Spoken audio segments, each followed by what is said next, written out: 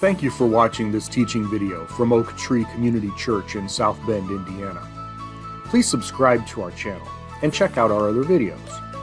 Our mission is to help people come to know Jesus better and love Him more every day. We believe that this will not only help our own spiritual growth, but also help us better influence our communities and world for Christ. For more information about Oak Tree, please visit our website at oaktreechurch.com, where you'll find past message series, online giving options, and more information about our discipleship process we call The Path. We'd love to hear from you in the comments or through our website contact form. Now, please enjoy this message. All right, so last week we started a short message series on marriage, divorce, and remarriage, only 2 weeks long, and we focused on the marriage side. And we learned a couple big things, and we learned that God takes the marriage vows very seriously. And that's kind of a cool thing, and it's kind of an expected thing. And we also learned about responsibilities of each of the spouse. And I think when we were talking about vows, I brought up a wedding that was here with Nathan and Michaela's wedding, where they had 3 strands of rope, one to signify the man, one to signify the woman, and the other to signify God. And they were braided together. And it showed us it was a really nice visual of God being part of those vows, and shows how much He does care about these vows and how much He expects out of them. And it was kind of an interesting point.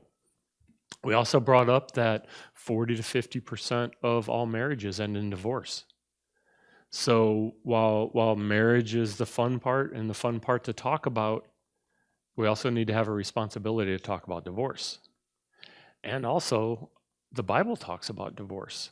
So if the Bible is talking about a subject, we shouldn't be shying away from it. We should be able to talk about it here too. So it is an important topic that we need to discuss, and it's great to get to know God's thoughts on the subject too. So like last week, I said we were in a whole lot of Bible verses last week, and we were jumping all over the place. Guess what? Today's going to be similar, maybe a little less jumping around, but the same rules apply with the context. If you think we're taking something out of context, please review the verses. Come talk to me. Come talk to Daniel, so we can get to the bottom of it and answer any questions that you have. And because we are jumping around so much, it's easier to do in this type of setting. Although it is interesting, a number of the verses in the Bible that talk about divorce also talk about marriage. So some of these verses that you'll see today, we also talked about last week. So kind of an interesting point there. All right, so we found marriage looking in the Bible in Genesis chapter 2. So 2 chapters in, God's already talking about marriage. If we're looking from an Old Testament standpoint, when we look for divorce, we find divorce in Leviticus for the first time. So we have Genesis with 50 chapters, Exodus with 40 chapters, and then I think we're like 21 chapters into Leviticus. So 111 chapters into the Bible before God mentions divorce. But divorce shows up 5 times in Leviticus, Numbers, and Deuteronomy, which were all written by Moses. So one of the things that we can say or think about is that at the time of Moses, divorce was probably prevalent enough that they needed to put some structure around it and needed to have some rules and regulations. So here's what Moses talked about in Deuteronomy about divorce. Here's what Moses wrote. So Deuteronomy chapter 24, verses 1 through 4. If a man marries a woman and she does not please him because he has found something indecent in her, then he may draw up a divorce document, give it to her, and evict her from his house. When she has left him, she may go and become someone else's wife.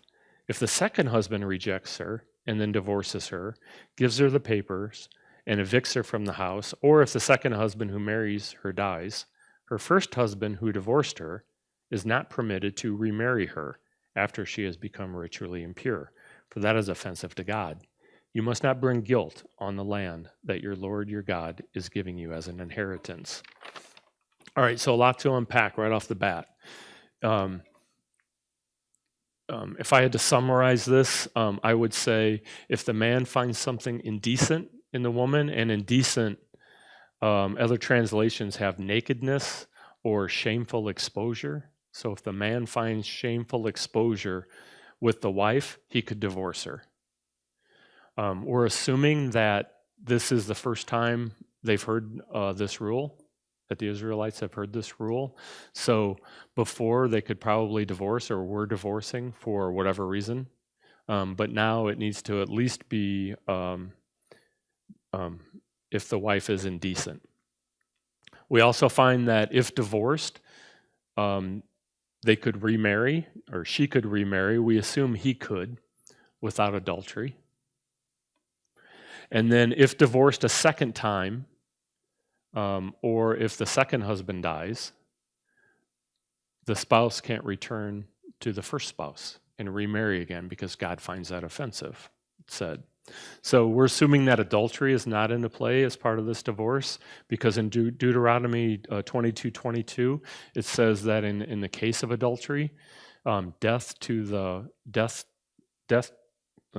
for her and the male partner.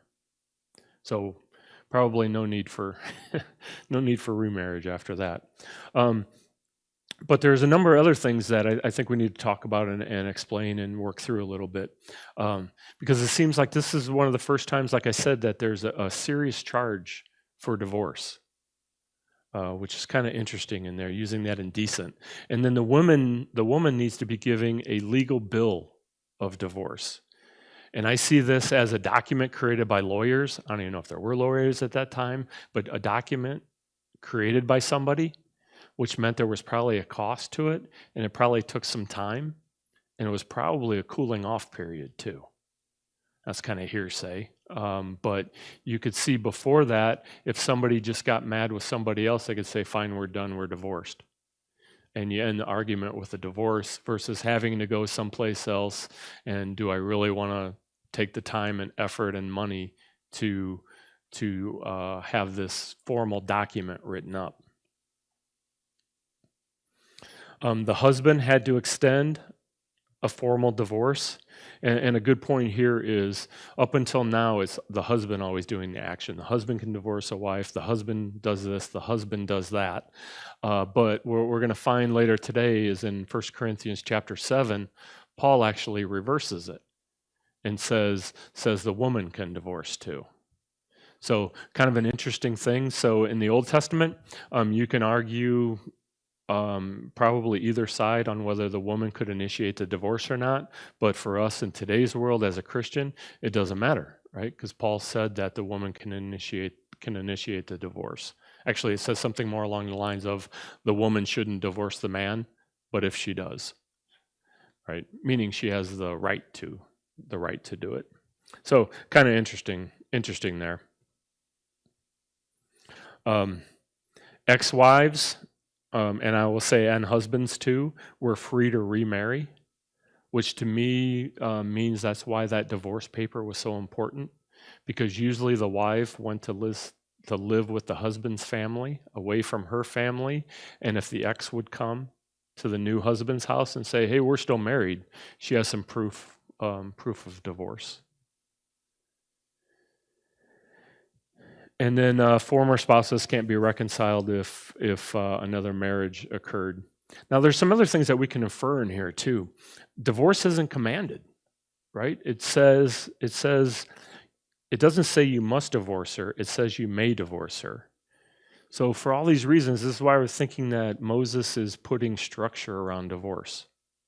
Something that was probably happening frequently, so they needed to put some things around it. But does that mean God changed his mind about divorce? To all of a sudden have it? Or also, if marriage is so great, why do we need to have a structured divorce? So some of the verses that we're going to bring out today are going to show that divorce wasn't intended by God. And we'll see that when we get to some of the verses in the New Testament. But it does seem that God seemed to say, all right, if you guys are going to continue to divorce, we need to put some structure around it.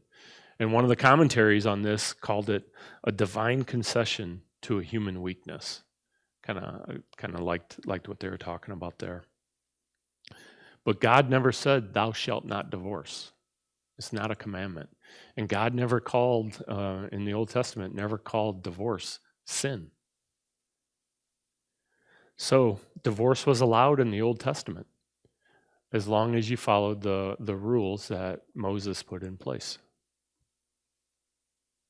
So continuing where we find divorce in the Old Testament, Deuteronomy 7 is where we're going to be. I'm not going to put any verses on the screen, but in Deuteronomy 7, God is giving instructions to the Israelites before they enter the Promised Land.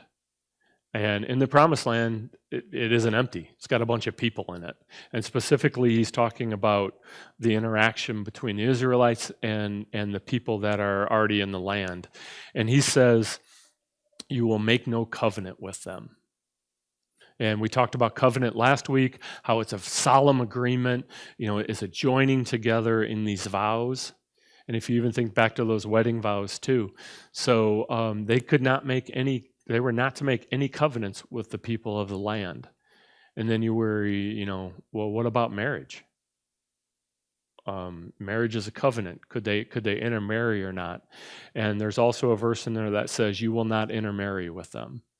So the Israelites were not to marry anybody that was in the land that was to become theirs.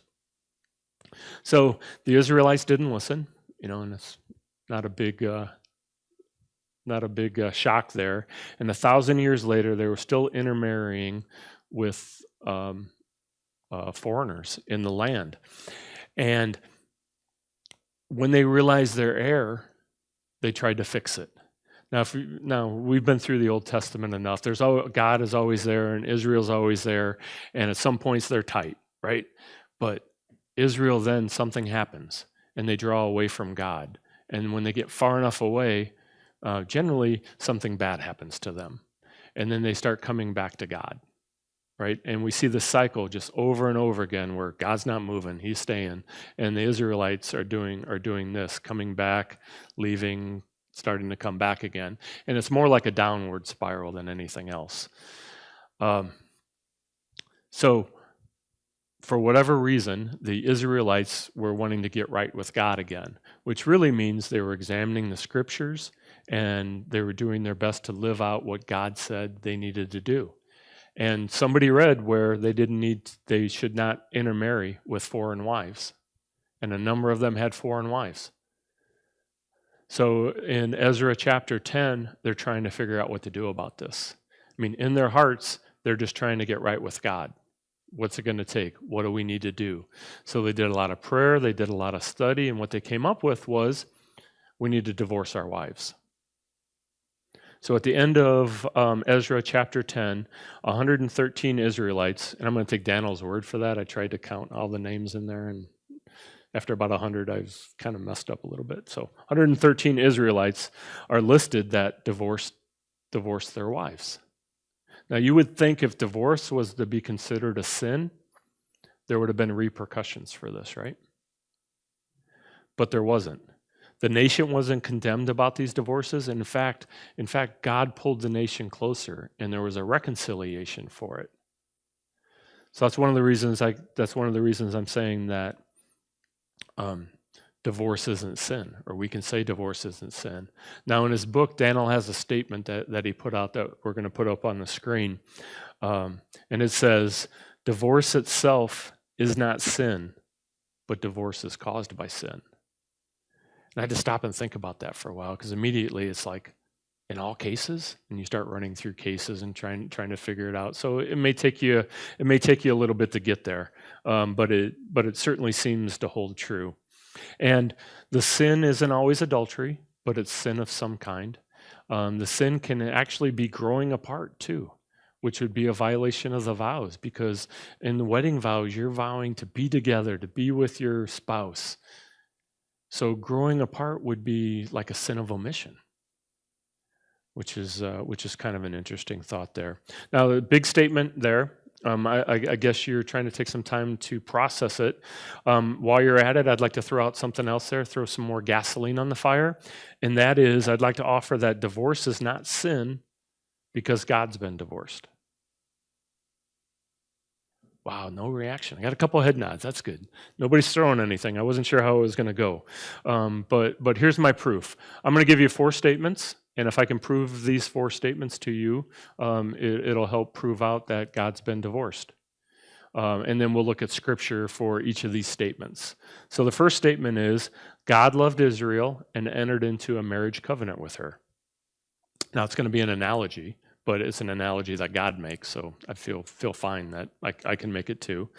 The second one is Israel repeatedly sinned against the relationship. I'm not sure how much I have to prove that to everybody. It's pretty, if you're reading the Old Testament, it happens in there all the time. The third one, God divorced Israel. And then the fourth, God and Israel will be reconciled. All right, so let's see, and we're still using the Old Testament for these. So step 1, God entered into a marriage covenant with Israel. We find that in Ezekiel chapter 16. So Ezekiel chapter 16, verse 8. This is God talking. Then I passed by you and watched you, noticing that you had reached the age for love. I spread my cloak over you and covered your nakedness. I swore a solemn oath to you and entered into a marriage covenant with you, declares the sovereign Lord, and you became mine.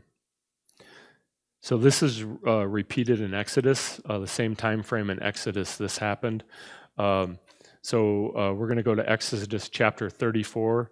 We're going to only show the part where the covenant is in it, but I think most of Exodus 34 is the same time frame, and it's really God and Moses on the mountain when God is giving Moses the 10 Commandments. So God says this. God is doing the talking. He's talking to Moses, and they're talking about your people, which would be the Israelites here. So Exodus 34:10. He said, "See, I'm going to make a covenant before all your people. I will do wonders such as have not been done in all the earth, nor in any nation. All the people among whom you live will see the work of the Lord, for it is a fearful thing that I am doing with you." So Moses was with God for 40 days and 40 nights. So the covenant could have been very long, but it kind of got distilled down to these 10 commandments. These were the rules that Israel had to follow as part of the conditional covenant. No idolatry. I think they messed that one up, certainly. Now, there was a honeymoon period. Israel was faithful to God for a period of time when they were wandering around the desert. And in Jeremiah chapter 2, verse 2, God tells Jeremiah, "Go and declare in the hearing of the people of Jerusalem, this is what the Lord says. I have fond memories of you, how devoted you were to me in your early years. I remember how you loved me like a new bride. You followed me through the wilderness and through a land that had never been planted." All right, so that's my proof that God went into a marriage covenant. I was in there, and of course we know things went south. And so here's my proof for items 2 and 3. Item 2 was Israel repeatedly sinned against the relationship, and item 3 was God divorced Israel. We're going to use we're going to use the same verses for that.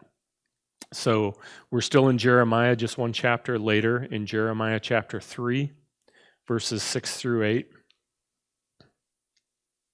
When Josiah was the king of Judah, the Lord said to me, "Jeremiah, you have no doubt seen what wayward Israel has done. You have seen how she went up to every high hill and under every green tree to give herself like a prostitute to other gods. Yet even after she had done all that, I thought she might come back to me. But she did not. Her sister, unfaithful Judah, saw what she did. She also saw that because of wayward Israel's adulterous worship of other gods, I sent her away and gave her divorce papers.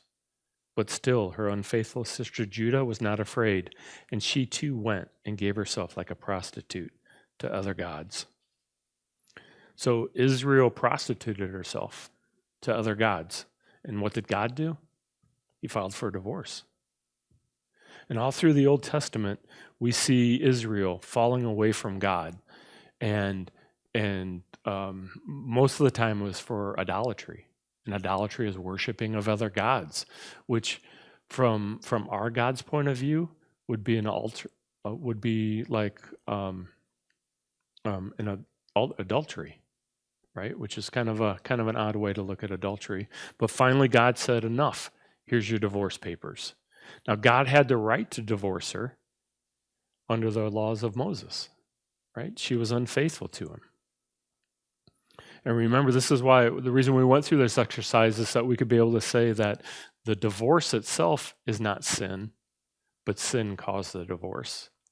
So in God's case, God divorcing Israel isn't the sin. The sin was Israel prostituting themselves with other gods. So how about item 4? Do God and Israel get back together? And I know this is Valentine's Day. I know we're talking about divorce, but this is the love part of the story, right? We have our God who loves this nation of Israel. And even though Israel keeps going away from her, he kept bringing her back. And yeah, we just heard that there's divorce papers in there, but let's see what happens next here. And this is a future event that's going to happen in the millennial kingdom. And we're in Isaiah chapter 54, verses 6 through 8. God says, "Indeed, the Lord will call you back like a wife who has been abandoned and suffers from depression, like a young wife when she has been rejected, says your God. For a short time I abandoned you, but with great compassion I will gather you. In a burst of anger I rejected you momentarily, but with lasting devotion I will have compassion on you, says your protector, the Lord." So how can this happen? Well, if we use the law of Moses, the couple was married, God and Israel. One went away, was divorced, but never remarried. So now there can be a reconciliation. Okay, so we have the Old Testament there. Now what does the New Testament say about divorce? There's 4 primary passages that are in the New Testament that we're going to take a look at. 2 are in Matthew, where Jesus is talking, and then Paul has the other 2. Big surprise, right? Paul has the other 2, one in Romans and one in 1 Corinthians. So the first one is in Matthew chapter 5. This is Jesus talking. So Matthew chapter 5, verse 31 and 32. Again, Jesus talking. "It was said, whoever divorces his wife must give her a legal document." Okay, we've heard that today. "But I say to you that everyone who divorces his wife, except for immorality, makes her commit adultery, and whoever marries a divorced woman commits adultery." So this section goes back into Matthew 5, verse 17, where Jesus says that he needs to clear up a number of things. And there's actually a famous line that he says, "I didn't come to abolish the law or the prophets, I came to fulfill the law." So what he's doing is clarifying a number of things. And there's clarification on murder, on vows, on personal revenge, and on divorce. And this section here in 5 is also known the Sermon on the Mount, which is really setting up the ethics or how people need to act in the millennial kingdom, and particularly the Jews. So it's not necessarily for us as Christians, but it's certainly good to look at anyways. And then in a minute we'll see a verse from Matthew 19 that says basically the same thing. But Jesus wants to clarify with the Jewish audience, no divorce except for, and he says immorality, and that's a Greek word which means illicit sexual intercourse. So it's only valid if there is illicit sexual intercourse. Now we're not going to follow we're not going to cover everything that falls under that, but certainly seems like adultery would fall under that, and it's probably one of the most common. So the next set of verses comes from Matthew chapter 19. Like normal, the Pharisees were trying to trap Jesus, and they're using marriage as their questions. And this is very similar to Matthew 5, but yet, like always, it's different. So Matthew chapter 19, verses 3 through 9. Then some of the Pharisees came to him in order to test him. They asked, "Is it lawful to divorce a wife for any cause?" Now we should know that answer. And he answered, "Have you not read from the beginning, the Creator made them male and female? And said, for this reason, a man will leave his father and mother and will be united with his wife, and the two will become one flesh." We looked at those verses last week. "So then they are no longer two, but one flesh. Therefore, what God has joined together, let no one separate." They said to him, "Well, then why did Moses command us to give a certificate of dismissal and to divorce her?" It's kind of interesting, the question, right? It's just off, just a little bit. And Jesus said to them, "Moses permitted you to divorce your wives because of your hard hearts. But from the beginning, it was not this way. Now I say to you that whoever divorces his wife, except for immorality, and marries another, commits adultery." So the Pharisees are testing Jesus and using divorce as a question. Is it lawful to divorce a wife for any cause? We already know that Moses said there had to be a cause, something indecent. Now we know indecent can be vague, but yet it is a cause, so you can't divorce a wife. You have to at least have a cause. In verses 4 through 6, Jesus quotes Genesis and then gives his short answer of God didn't intend for people to divorce. Verse 7, the Pharisees clarify their question, but they don't quite say it right? Why did Moses command to give us a certificate and dismissal? And certainly if you're divorcing your wife, you need to give her a document, but you don't have to divorce her. But the Pharisees seem to be focused on the certificate. Verse 8, Jesus gives his first clarification. Moses permitted you to divorce, but God didn't intend this. And then in verse 9, a new rule from Jesus, new to the New Testament. It's worded a little different than Matthew 5, but same intent. If you divorce for any reason except immorality, that's that illicit sexual act, and remarry, you have committed adultery. All right, the third section that we need to look at, we actually looked at twice last week, so we're going to look at it again this week, right? Different view set, though. This comes out of Romans chapter 7, verses 1 through 3. "Or do you not know, brothers and sisters, for I'm speaking to those who know the law, that the law is Lord over a person as long as he lives? For a married woman is bound by law to her husband as long as he lives, but if her husband dies, she is released from the law of the marriage. So then, if she is joined to another man while her husband is alive, she will be called an adulteress. But if her husband dies, she is free from that law. And if she's joined to another man, she is not an adulteress." So Paul's talking about the law here, and he's writing to Rome, which obviously is the head of the Roman Empire, but he's writing to Christians there. And the people were certainly aware of laws in Rome, but the law Paul is actually talking about is God's law, or in this case, the Old Testament law. And it's kind of cool here.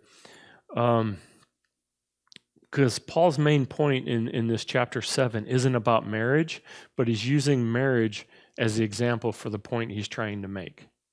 And the whole reason we're bringing it up is because in verses 2 and 3, it sounds very similar to what we just read in Matthew, but Jesus gave an exception, right?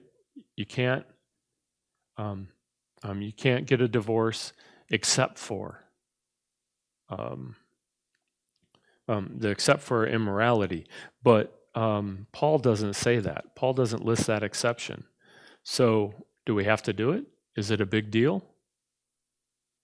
And my counterpoint to that would be Paul's main point isn't about marriage here. It's about the law. He's just using marriage as an example, and he's not trying to teach on the example. So him leaving out a counterpoint really isn't that big a deal. We need to, not that we ignore what he's saying there, but we need to understand it from that point of view. And what Paul is talking with his point of view is he's using marriage as the example is, hey, when somebody is married, they are expected to maintain those vows until they die. And he seems to be totally ignoring divorce at that point, which is fine. Because his point then is, if you are a Christian, you were bound to the Old Testament law. But Christ came, and Christ died for our sins. So much like marriage and death, that death, we are no longer bound to the Old Testament laws. Kind of a cool thing. So we can certainly learn about marriage here, but again, not the main point for his. All right, the last set of verses that Paul teaches on comes out of 1 Corinthians, in 1 Corinthians chapter 7. There's like 40 verses here. We're not going to go, don't worry, we're not going to go through all 40. We're going to hit the ones, we're going to hit the ones that I want to, right? First one is Paul talking in 1 Corinthians 7, 10 and 11.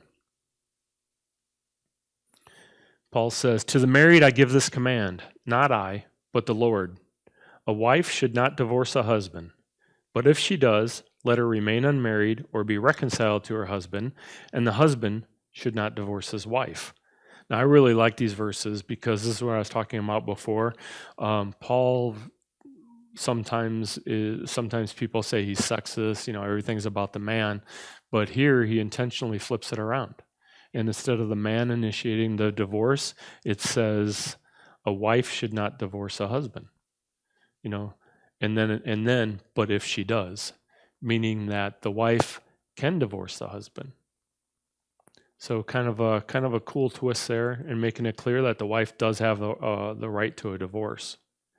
Then if we continue on Paul's teaching in verses 12 through 15, to the rest I say, I, not the Lord, if a brother has a wife who is not a believer, and that brother would be a Christian, not that the brother and wife are together, but so if a Christian brother has a wife who is not a believer, and she is happy to live with him, he should not divorce her. And if a woman has a husband who is not a believer, and he is happy to live with her, she should not divorce him. For the unbelieving husband is sanctified because of the wife, and the unbelieving wife because of her husband. Otherwise your children are unclean, but now they are holy. But if the unbeliever wants a divorce, let it take place. In these circumstances, the brother or sister is not bound. God has called you in peace. All right, we got a couple terms here first, a couple things to talk about. In verse 12, Paul says this is from him, not Jesus. Where before he said this is from Jesus, not me. So because this is from Paul, do we have to listen to it? It's like, and my answer is, yeah. I mean, it's still biblical. It's still in the Bible. I think all Paul was trying to say is Jesus didn't teach on this subject, or this part of the subject that he is bringing up. Verse 14, the unbeliever is sanctified by the believing partner. Does that mean that the unbelieving partner is now a Christian and can have salvation? I think the answer is no to that. It means the marriage is sanctified, and sanctified just means to be set apart or to be made holy. And I kind of go back to those strands of rope that we talked about.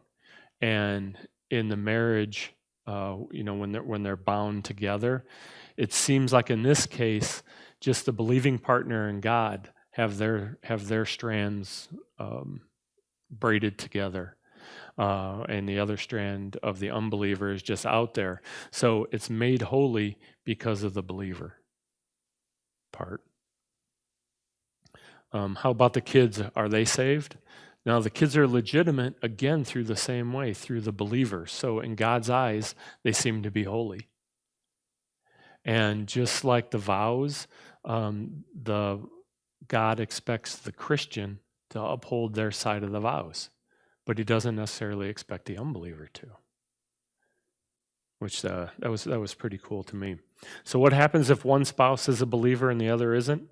It all comes down to, if the unbeliever wants out, then there can be a divorce, right? But if the unbeliever wants to stay in a healthy marriage, then the believing spouse should stay in that marriage. So God's original plan was marriage was to be permanent. We saw that with Paul, and the law is expected to be until death do them part. And the covenant that people are making seems to be between two believers also. In 2 Corinthians 6, verse 14, Paul says, "Do not become partners with those who do not believe. For what partnership is there between righteousness and lawlessness? Or what fellowship does light have with darkness?" And if we go back to our section in 1 Corinthians 7, if a Christian is married to a non-Christian, why shouldn't the Christian be able to divorce the non-Christian? Paul answers that in 1 Corinthians 7:16, and he says, "For how do you know, wife, whether you will bring your husband to salvation? Or how do you know, husband, whether you will bring your wife to salvation?" Meaning, we know that God has told us we need to go to the nations, and we need to take the good news to the nations. And in my mind, and I got to believe everybody else's minds, that means we need to travel to a foreign destination and proclaim God's word. But we live in a nation here, and there are many people in South Bend who aren't Christians. And what this verse is specifically saying is that Christian who has vows with this non-Christian, they're sleeping right next to you. Instead of going forth to the world, just roll over and explain the good news to your spouse. And hopefully there can be an understanding and a conversion. All right, we talked about where divorce with one spouse, how that works between a believer and an unbeliever. How about divorce for a Christian marriage? I mean, we already looked at Matthew chapter 5 and we looked at Matthew chapter 19. Both give the one exception to the no divorce rule. And then how does remarriage come into play? And remarriage can happen in two ways. One is death, and the other is a justified divorce. And we've looked at Romans chapter 7 3 times now, so we're going to look at it a fourth time, just to make it even. We're only going to look at verse 3. This covers the death portion. So Romans 7:3. "So then, if she is joined to another man while her husband is alive, she will be called an adulteress. But if her husband dies, she is free from that law. And if she is joined to another man, she is not an adulteress." So if a partner dies, the surviving partner is free to marry again, or not. The marriage covenant wasn't breached, but it ended when the partner died. 1 Corinthians 7:39 says something similar, but adds a little restriction here. So in 1 Corinthians 7:39, "A wife is bound as long as her husband is living, but if her husband dies, she is free to marry anyone she wishes." And then, only someone in the Lord, right? Need to marry another Christian. Okay, so we have all of our scripture down for today. It's like, how do you put this together in something that makes sense here? So if I had to recap the key points of what we covered, I would say Moses put structure around divorces, which was already happening. God let divorces happen as a concession, and we find divorce isn't sin, but it is caused by sin. In the New Testament, we saw in a couple places where whoever marries a divorced woman commits adultery, meaning that those who remarry under an unbiblical or improper divorce. And then that also means that we can, through omission, we can assume that it's legal to remarry if there is a proper divorce. And then Jesus said divorce because of adultery is permitted, but it's not required. So that leads into a bunch of what-if scenarios, and I think I have 4 of them, and then we'll end up for today. If a spouse dies, the marriage vows are complete, and the surviving spouse can remarry. If a Christian spouse commits adultery, the other Christian spouse can initiate divorce and remarry after that divorce is complete. If an unbelieving spouse wants a divorce, then the marriage vows are considered completed once the divorce is finalized and the Christian spouse can remarry. And if a Christian spouse sins, not through adultery, and continues to sin after Christian discipline, and we'll talk about that in a second, then they can actually be excommunicated by the church and would then be considered an unbeliever. So that would mean that if they initiated the divorce, the marriage vows are complete, and once it's finalized, the Christian spouse can remarry.